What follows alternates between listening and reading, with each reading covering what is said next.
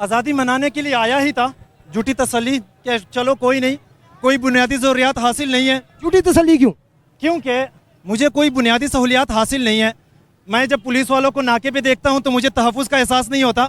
मैं जब अदालतों में जाता हूँ तो मुझे इंसाफ की उम्मीद नहीं होती। मैं जब सरकारी अस्पताल जाता हूँ तो मुझे अच्छे बेहतर इलाज की उम्मीद नहीं होती। जब मैं बच्चों को स्कूल भेजता हूँ सरकारी में तो मुझे ये उम्मीद नहीं होती कि रियासत पाकिस्तान उनको बेहतर एजुकेशन प्रोवाइड करेंगे।